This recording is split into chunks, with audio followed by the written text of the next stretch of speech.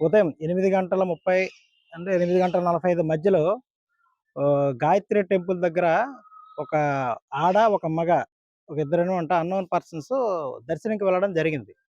అక్కడ ఆ సమయంలో పంతులు గారు టిఫిన్ చేయడానికి బయటకొచ్చారు. టిఫిన్ చేస్తూ ఉన్నారు.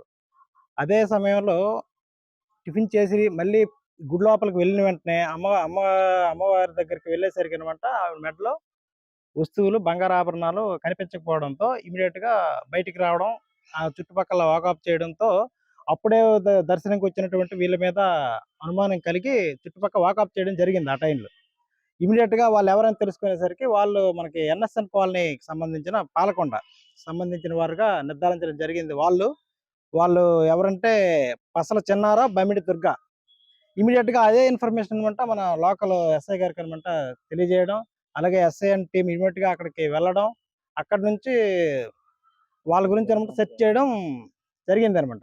ఈరోజు 8 గంటల సమయంలో మార్నింగ్ వీరఘట్టం జంక్షన్ దగ్గరనమాట వెహికల్ చెక్ చేస్తున్నారు.